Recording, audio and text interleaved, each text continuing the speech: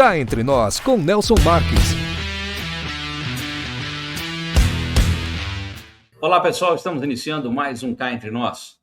E hoje vamos receber um convidado que dedica a sua carreira científica a compreender os desafios ambientais do nosso tempo e, principalmente, buscar caminhos para o futuro mais sustentável. O nosso entrevistado é Diego Oliveira Brandão, pesquisador com atuação em estudos sobre biodiversidade, mudanças no uso da terra e os impactos das mudanças climáticas nos biomas tropicais. Doutor em Ciências pelo Sistema Terrestre pelo Instituto Nacional de Pesquisas Espaciais, o INPE, possui mestrado em Ecologia pelo Instituto Nacional de Pesquisas da Amazônia, o INPA, e graduação em Ciências Biológicas pela Universidade Estadual de Montes Claros. Dr. Diego também atua em pesquisas sobre restauração florestal, conservação da biodiversidade e sociobioeconomia da Amazônia, buscando integrar ciência, inovação e desenvolvimento sustentável para valorizar os biomas brasileiros. Doutor Diego, seja muito bem-vindo ao Cá Entre Nós. Muito obrigado, Nelson, pelo convite. É um grande prazer, uma grande honra estar aqui conversando com você. Que bacana. Tivemos alguns intempéries, no comecinho da nossa gravação por conta dos nossos programas, mas deu certo aqui, arrumamos e deu tudo certinho. Muito obrigado mais uma vez pelo seu tempo e pela sua disponibilidade em aceitar dar essa entrevista para nós, que tenho certeza que vai ser de muita grande valia. Doutor Diego, para começarmos o nosso bate-papo aqui, eu gostaria de dizer o seguinte: quando falamos hoje em conservação ambiental, qual é o cenário atual dos biomas brasileiros diante do avanço do desmatamento? É uma pergunta muito boa, Nelson, e a resposta, ela é uma resposta que não é positiva. O avanço do desmatamento, ele tem sido intenso, sobretudo na década de 1990, no início dos anos 2000. A gente teve bons resultados de redução nessa última década, mas ainda assim, o Brasil ele possui as maiores taxas de desmatamento de biomas tropicais de todo o mundo. Atrás do Brasil, em segundo e terceiro lugar, são os biomas na República Democrática do Congo e na Indonésia. Mas o Brasil, durante décadas, ele tem liderado com as maiores taxas de desmatamento dos biomas tropicais em todo o mundo. A Amazônia e o Cerrado são os biomas que possuem as maiores taxas de desmatamento aqui no Brasil. Nessas últimas 2 décadas, as taxas de desmatamento do Cerrado está em torno de 10 mil quilômetros quadrados por ano, e as taxas de desmatamento da Amazônia elas estão um pouco mais baixas, em torno de 8 mil quilômetros quadrados por ano. E o desmatamento, combinado com as mudanças climáticas, principalmente relacionadas ao aumento de temperatura, ela tem empurrado os biomas brasileiros para os que são chamados pontos de não retorno. Isso representa potenciais colapsos ecossistêmicos, o que pode estar resultando em uma grande redução da biomassa sobre a superfície terrestre e abaixo do solo, e também no número de espécies que estão contidas nesses biomas.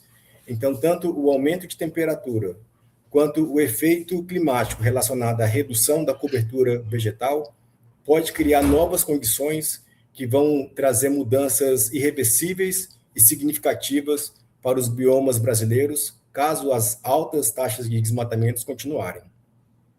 Poxa vida, realmente é uma notícia triste, porque por mais que as pessoas tentem minimizar isso, mas cada vez parece que aumenta mais, se bem que nessa década que estamos vivendo, melhorou um pouco. Doutor Diego, o desmatamento ele é frequentemente apontado como um dos grandes motores das mudanças climáticas. Como essa relação acontece na prática? Sim, as florestas e as vegetações savânicas, elas possuem em sua biomassa, isso representa troncos, galhos, folhas, raízes, carbono. Então, cerca de 50% da biomassa vegetal ela é formada por carbono e os outros 50% por água. Então, quando as florestas elas são desmatadas, esse carbono que estava estocado na vegetação, ele é liberado para a atmosfera através de gases. Gases como o dióxido de carbono e o monóxido de carbono quando a floresta ela é desmatada e queimada. E o carbono, somente o dióxido de carbono, é o principal gás de efeito estufa. Então, isso significa que o aumento da concentração de dióxido de carbono na atmosfera, devido ao desmatamento, ele também contribui com o aquecimento global e com as mudanças climáticas. Atualmente, e também nas últimas 5 décadas, aproximadamente 10% do aumento de dióxido de carbono na atmosfera está relacionado ao desmatamento. E os outros 90%, principalmente ao uso de carvão, de óleo, no caso o petróleo, da produção de cimento e do uso de gás. Poxa vida. Nos seus estudos, o senhor pesquisa aí a restauração florestal, como a gente anunciou. O que exatamente significa restaurar uma floresta e por que isso se tornou tão urgente no Brasil? Sim, restaurar uma floresta é uma intervenção humana intencional para tentar trazer para uma área que foi degradada, um ecossistema degradado, uma caracterização mais florestal. Pode ser tanto de uma floresta homogênea, o que é considerado o reflorestamento, como uma floresta próxima das suas condições original, que é considerado, então, uma restauração da recomposição da vegetação nativa. Então, resumidamente, é uma intervenção humana intencional para trazer um ambiente florestal para uma área que foi degradada por atividades humanas. Tá. E muito se fala hoje também em soluções baseadas na própria natureza. Dessa forma simples, o que esse conceito significa e como ele pode ajudar a enfrentar essa crise climática? Muito bom. Então, soluções baseadas na natureza é um conceito novo, é um conceito emergente. Ele foi criado pelo Banco Mundial em 2008 e ele tem sido cada vez mais aplicado na ciência e também nos discursos políticos. E soluções baseadas na natureza são ações de conservação, preservação, manejo de áreas naturais e áreas antropizadas, de modo a você aumentar os estoques de carbono sobre a superfície terrestre, reduzir a pressão sobre a biodiversidade e, ao mesmo tempo, trazer benefícios sociais, econômicos e ambientais para os seres humanos e também para a biodiversidade. A restauração florestal ela é um tipo de solução baseada na natureza. É importante considerar que soluções baseadas na natureza elas se originaram a partir de uma perspectiva de combate às mudanças climáticas. E como que a restauração florestal ela contribui para combater as mudanças climáticas? A planta, quando ela está crescendo, ela absorve dióxido de carbono, que é o CO2, da atmosfera. O dióxido de carbono é o principal gás relacionado ao aquecimento global e ao efeito estufa. Então, na medida que a vegetação de uma área restaurada está crescendo, ela está absorvendo dióxido de carbono da atmosfera e estocando esse dióxido de carbono em seus tecidos vegetais, ou seja, nos troncos, nas raízes, nas folhas, nos frutos, nas sementes, porque através do processo de fotossíntese, a planta transforma as moléculas de CO2 em moléculas de glicose, que depois são utilizadas para a formação de carboidratos, gorduras e proteínas, que são disponibilizadas por todo o tecido vegetal das plantas, inclusive nos frutos e sementes, que é onde que a gente encontra, por exemplo, o sabor doce que a gente encontra nos frutos e sementes, e também todo o conteúdo de proteína que existem neles. Então, essa é uma forma de, por meio da natureza, absorver dióxido de carbono da atmosfera e assim contribuir com o combate às mudanças climáticas. Então, por isso que a restauração florestal é uma solução baseada na natureza em relação às mudanças climáticas.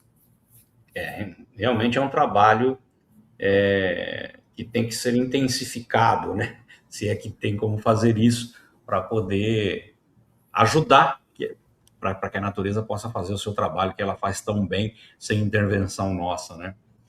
Com certeza. Doutor, o Brasil abriga alguns dos biomas mais importantes do planeta, como alguns deles que o senhor já comentou aí, que é a floresta amazônica, o cerrado e também a Mata Atlântica. Qual é o papel estratégico desses biomas no equilíbrio climático global? Eles têm um papel muito importante.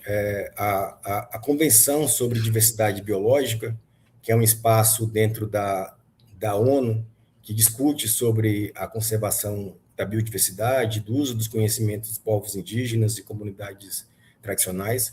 Esse órgão considera o Brasil como o país com a maior biodiversidade do mundo. Estima-se que entre 15% e 20% da biodiversidade global ela está contida aqui no Brasil. E os biomas brasileiros, eles são essenciais para essa qualidade de um país super biodiverso que é o Brasil.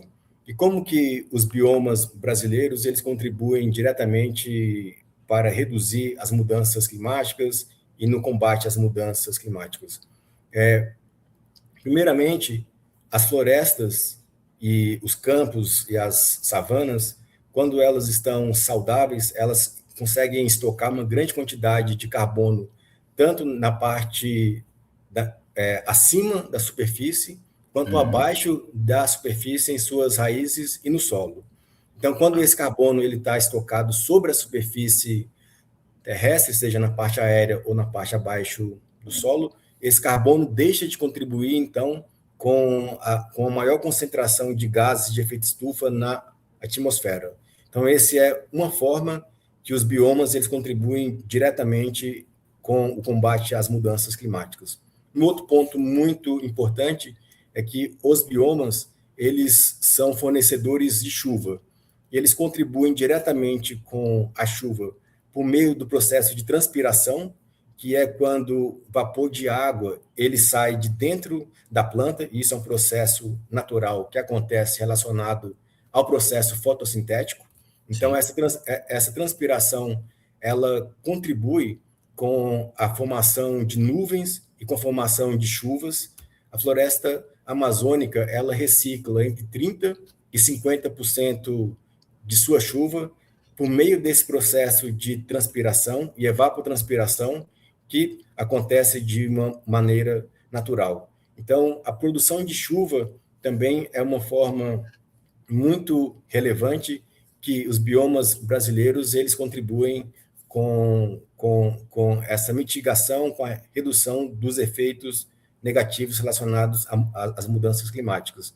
E na medida que esses biomas eles são degradados e desmatados, esses dois serviços ecossistêmicos muito importantes, que é o estoque de carbono e a produção de chuva, eles vão sendo reduzidos. Claro que existem vários outros efeitos positivos, como, por exemplo, o chamado efeito cooling, que é o efeito de resfriamento que os biomas fazem. Então, na medida que as plantas elas transpiram vapor de água para a atmosfera, essa molécula, que é esse vapor de água, ele reduz a radiação solar que chega sobre a superfície terrestre e que contribui com o aquecimento da superfície. Então, ela também deixa, os biomas deixam um clima sobre a superfície terrestre mais ameno. Então, na medida que a floresta ela é substituída por vegetações não florestais, como o plantio de soja, por exemplo, ou cidades, asfaltos, a tendência é que o clima ele fique cada vez mais quente. Tá. O papel importantíssimo, né, de tudo isso.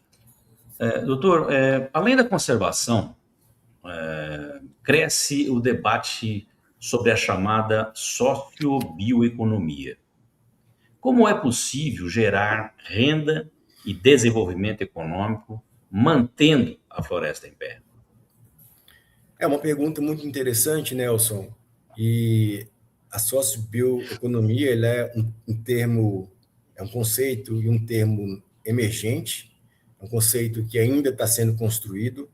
Ele foi lançado no ano de 2023, através de estudos e perspectivas lançadas por um grupo de cientistas ligados ao painel científico para a Amazônia.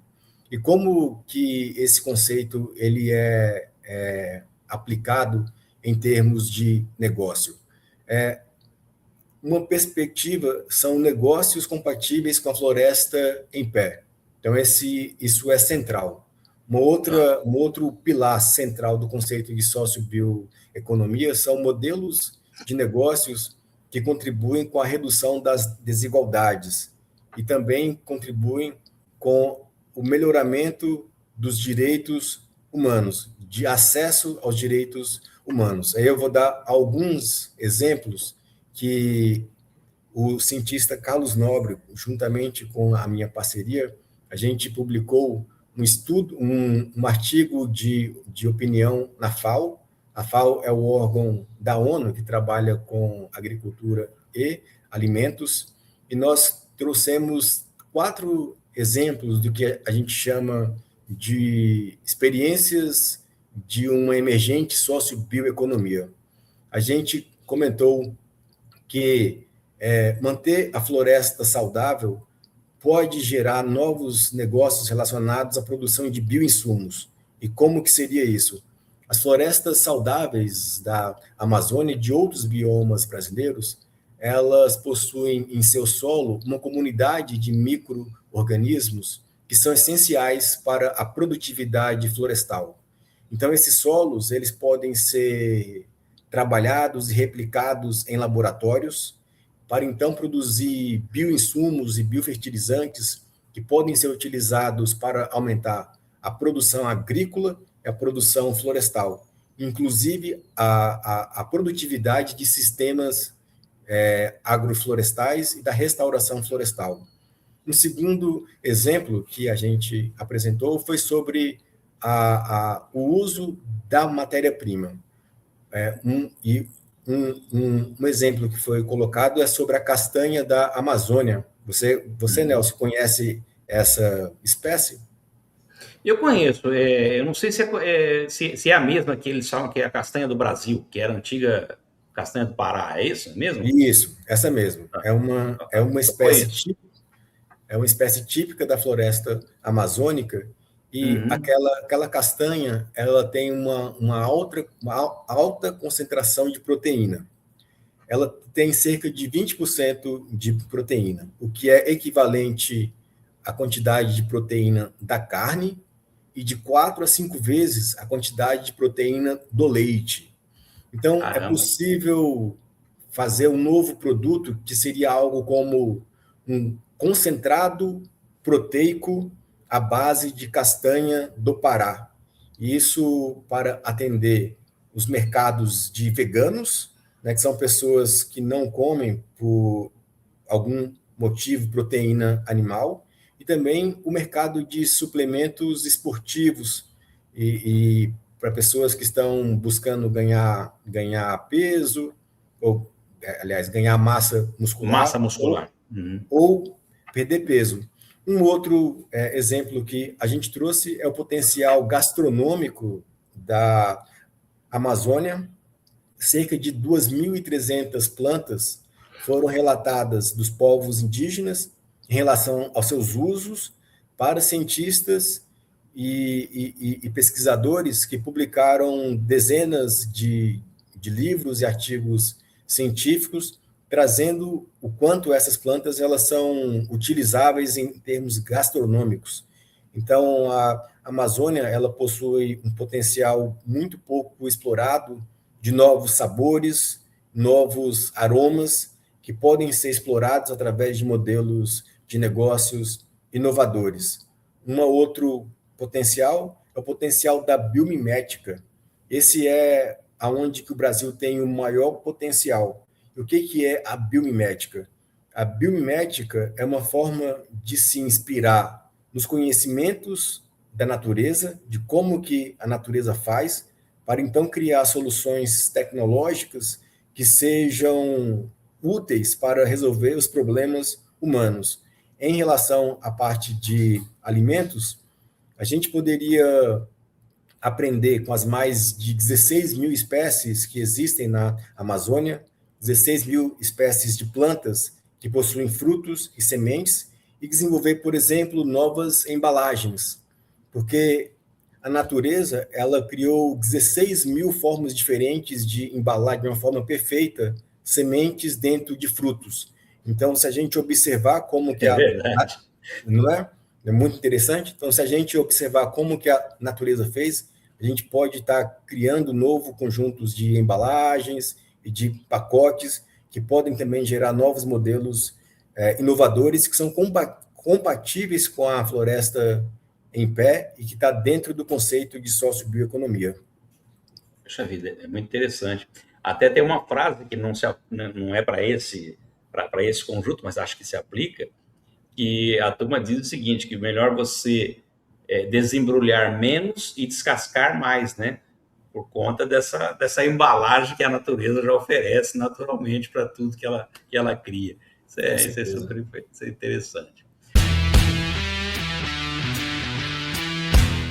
Em Marília, hospede-se no Estoril Hotel, no centro de tudo, com o conforto que você merece. Ótimas opções de apartamentos, para você desfrutar de dias tranquilos, seja para lazer ou para fazer negócios. A maior estrutura de eventos corporativos da região, academia, pet friendly, estacionamento privativo e coberto e um delicioso café da manhã. Em Marília, reserve o melhor para você. Estoril Hotel.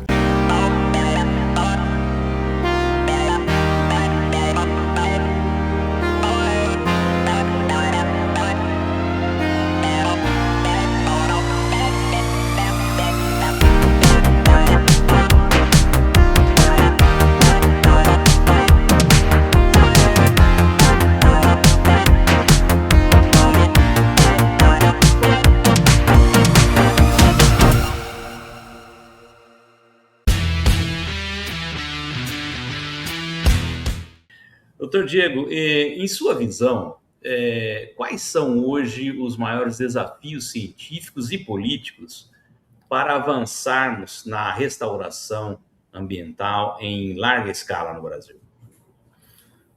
Nelson, os principais desafios científicos, eles não são muito complexos, nem muito grandes, porque aqui no Brasil e globalmente a gente já tem pelo menos de 30 a 40 anos de estudos sobre a restauração florestal.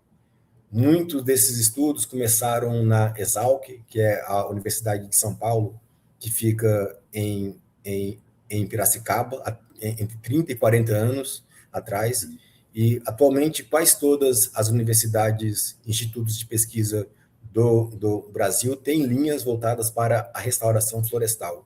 Então, em termos técnicos, em termos científicos, a gente já tem capacidade de conhecimento de se fazer muito mais do que tem sido feito. Agora, no aspecto político, os desafios eles são grandes. O principal desafio, na minha perspectiva, é zerar todo o desmatamento. Por quê? Porque a restauração florestal, como uma solução baseada na natureza, ela somente vai ser efetiva se a gente tiver desmatamento zero. Tá. Um outro desafio muito grande está relacionado ao crime organizado. Na maioria dos biomas, mas em particular no bioma amazônico, existe uma organização criminosa que tem atuado durante décadas, destruindo florestas. Primeiramente foi através de uso de correntões e motosserras, mas nas últimas décadas o uso do fogo ele começou a ganhar muito mais espaço. E os criminosos fazem isso para o que é chamado de grilagem de terra, que é quando você desmata uma área pública ou uma área não destinada. Uma área pública seria como uma terra indígena ou uma unidade de conservação, e uma área não destinada é uma área que não existe nenhum tipo de denominação territorial nela. Ela pertence ao Estado, mas ela não é nem utilizada nem como assentamento rural, nem como área privada, nem como terra indígena e nem como unidade de conservação. E essas áreas não destinadas, elas ficam muito expostas ao ataque dos grileiros, que são esses ladrões de terra. Então, politicamente, é muito importante combater o crime organizado, porque ele é um dos principais causadores de desmatamento, de incêndios, e então creio que os grandes desafios políticos relacionados à restauração florestal estão relacionados a zerar o desmatamento e a combater o crime organizado. São importantes mesmo. Doutor, o senhor acredita que a ciência brasileira tem conseguido influenciar políticas públicas e decisões estratégicas relacionadas ao meio ambiente? Acredito que sim, acredito que tem conseguido, e vou dar 2 exemplos focados na Amazônia, que é o bioma que eu tenho mais estudado. O Banco Nacional de Desenvolvimento Econômico e Social, o BNDES, ele lançou um projeto chamado Arcos da Restauração da Amazônia. Esse projeto ele foi construído a partir de uma perspectiva lançada pelo painel científico para a Amazônia durante a COP que aconteceu em 2022. Tá. Então, o painel científico ele visualizou uma área que é intensamente pressionada pelo desmatamento, que é conhecida como Arco da Restauração, e o cientista do painel criou uma perspectiva de transformar o arco do desmatamento, que é essa área, em um arco da restauração. Então, eles trouxeram quais seriam as vantagens sociais, econômicas e ambientais, e esse projeto, então, ele foi endossado pelo governo brasileiro, e atualmente cerca de 12 mil hectares já têm sido restaurados na Amazônia por meio de recursos públicos que vieram do BNDES. Um outro exemplo é o próprio conceito de sociobioeconomia. Ele também foi criado pelos cientistas do painel científico para a Amazônia, foi criado no ano de 2023, e eu estive na COP no ano passado, e foi muito interessante ver o quanto que esse conceito ele estava disperso em várias mesas de discussão, tanto nos ambientes mais formais quanto nos ambientes mais informais. Então, mostrou mais uma vez que a ciência ela tem capacidade de influenciar políticos e políticas públicas. Então, eu trouxe esses 2 exemplos do projeto Arcos da Restauração e do conceito de sociobioeconomia, né, só para exemplificar, mas claro que existem alguns outros exemplos de sucesso em outros biomas brasileiros também. Isso é muito importante. Doutor, para quem nos acompanha, muitas vezes parece que os problemas ambientais são distantes do cotidiano. De que forma as decisões sobre florestas e biomas impactam diretamente a vida das pessoas? Nelson, essa distância que você comenta, ela é um pouco relativa. Por exemplo, na zona da Mata Mineira, em fevereiro desse ano, teve uma grande quantidade de chuvas que gerou uma grande quantidade de deslizamentos. E cerca de 78 pessoas perderam as vidas ali. Então, claro, chuvas intensas, elas são fenômenos naturais, mas o IPCC, que é o painel intergovernamental sobre mudanças climáticas, e a maioria dos cientistas do mundo, eles possuem um consenso que essas chuvas extremas vão ficar cada vez mais extremas e mais frequentes. Então, para as famílias dessas 78 pessoas que perderam as vidas, o impacto das mudanças climáticas aconteceu de uma forma direta no cotidiano delas. E drástica. Né? Um evento anterior e ainda mais intenso e trágico foi as chuvas intensas do Rio Grande do Sul, de abril e maio de 2024. Então, lá foi ainda um número maior de mortes, acredito que chegou a quase 300 mortes, e um número maior de pessoas diretamente atingidas, passou de 2 milhões de pessoas, cerca de 600 mil pessoas, elas foram desalojadas de suas casas. Cerca de 10 mil animais foram também diretamente afetados pelas chuvas do Rio Grande do Sul. Mais uma vez, um fenômeno natural, mas que foi intensificado pelas mudanças climáticas, pelo aumento da concentração de vapor de água na atmosfera, que gerou uma chuva extremamente intensa. Então, cada vez mais pessoas elas são diretamente afetadas pelas mudanças climáticas em seu cotidiano, e a tendência é que isso seja cada vez mais recorrente, já que o planeta ele tem ficado mais do que 1,5 graus Celsius aquecido em relação ao período pré-industrial. A gente possivelmente não vai conseguir atingir o Acordo de Paris, que foi feito em 2015, que buscava limitar o aquecimento global em no máximo 1,5 graus Celsius. Então, na medida que a temperatura global ela vai aumentando, a quantidade de vapor de água na atmosfera ele aumenta também. Então, isso vai cada vez gerar chuvas mais intensas, uma maior quantidade de deslizamentos, enchentes, o que vai estar cada vez mais ligado ao cotidiano do povo brasileiro e de uma forma global. Perfeito. Doutor Diego, cá entre nós, depois de tantos desafios ambientais que o mundo enfrenta, o senhor é otimista em relação ao futuro dos biomas brasileiros? Nelson, em relação ao otimismo, eu preciso também de olhar para aquilo que a ciência tem apontado. E com as altas taxas de desmatamento, como eu comentei inicialmente, as maiores taxas de desmatamento de biomas tropicais do mundo, elas acontecem no Brasil.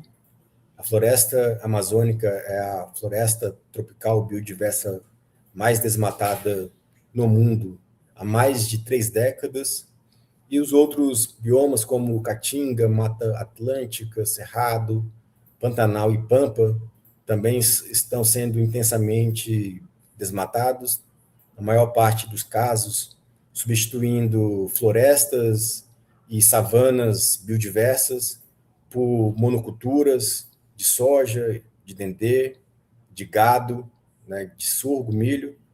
E se essa tendência continuar, se nada for feito para, de fato, ter um desmatamento zero até 2030, como é previsto no Plano Brasileiro de Combate ao Desmatamento e à Degradação, se essa tendência continuar, então a tendência é que seja uma visão pessimista. Mas se as políticas públicas elas continuarem avançando no sentido de reduzir as taxas de desmatamento, o que tem acontecido em anos recentes, de 2020 para cá, o desmatamento de todos os biomas brasileiros tem reduzido. Então, se essa tendência continuar, se a gente conseguir até 2030 zerar todo o desmatamento, isso vai ser muito positivo, mas ainda temos os desafios relacionados ao aumento de temperatura global, que também atua de forma negativa sobre os biomas e sobre a biodiversidade. Mas se isso de fato se concretizar, um desmatamento zero, aí sim, em 2030, já é mais positivo e mais adequado ter, então, uma perspectiva positiva que os biomas brasileiros vão ter ainda um futuro promissor e vai estar prestando todos os serviços ecossistêmicos que eles naturalmente prestam para as populações e para a biodiversidade. Legal. Doutor Diego, muito obrigado pela sua participação aqui no Cá Entre Nós. Foi uma conversa extremamente enriquecedora, que nos ajudou a compreender melhor aí os desafios e as oportunidades para a conservação dos nossos biomas e para a construção de soluções sustentáveis frente às mudanças climáticas. Agradecemos muito aí por compartilhar conosco o seu conhecimento, sua experiência e sua visão científica sobre temas tão importantes para o presente e o futuro do planeta. Entenda que as portas do Cá Entre Nós estão sempre abertas para o senhor e para a sua equipe, sempre que quiserem passar informações tão relevantes como essa que o senhor acabou de fazer aqui conosco. Neste momento, eu vou colocar aqui, doutor Diego, os seus contatos e vou pedir que, por gentileza, o senhor nos deixe aí uma mensagem para quem está nos assistindo neste momento. Muito obrigado, Nelson. Muito obrigado por ter abrido as portas do Cá Entre Nós para receber esse assunto que é de extrema relevância. É um assunto preocupante, né? E suas perguntas, elas foram perguntas muito sinceras e eu tentei respondê-las sempre focado no que a ciência tem nos mostrado. Claro que uma entrevista como essa pode trazer um pouco de preocupação, mas também é importante trazer um pouco também de perspectiva de possibilidades ainda de ter um futuro melhor, né? Mas a situação ela é realmente tensa e grave. É importante a gente agir com muita urgência e acredito que é um papel de todos nós, talvez atuar de uma forma mais ativista, voltada para a sustentabilidade, um ativismo não violento, logicamente, mas que, de algum modo, a gente consiga atuar para pressionar os políticos e os governos para levar mais a sério todos os riscos que nós estamos correndo pela perda dos biomas, pela perda da biodiversidade e também relacionado aos efeitos adversos das mudanças climáticas. Então, minha mensagem final é essa, é um chamado para ação, para um ativismo não violento voltado para a sustentabilidade dos biomas brasileiros, do planeta como um todo, e de um futuro que seja próspero para a gente e para as futuras gerações. Perfeito. Mais uma vez, doutor Diego, muito obrigado. E queria agradecer também a todos que nos seguem nas redes sociais e que também constantemente nos enviam e-mails sugerindo as pautas a serem tratadas aqui no nosso programa, como essa aí do doutor Diego, que foi uma indicação. Lembrando que se você ainda não se inscreveu no nosso canal, por favor, inscreva-se, ative o sininho para receber as nossas notificações, aproveita que você está por aí, deixa aquele like para o nosso programa, e se esse conteúdo fizer sentido para você, divulgue-os nas suas redes sociais e também nos seus grupos de WhatsApp. Nós vamos ficar muito contentes, e o canal também, porque encoraja mais as pessoas e fortalece aqui o nosso propósito. A todos que ficaram conosco até agora, nosso muito obrigado pelo carinho da audiência e até semana que vem com uma nova entrevista aqui no Cá Entre Nós. Solta a vinheta. Cá Entre Nós com Nelson Marques.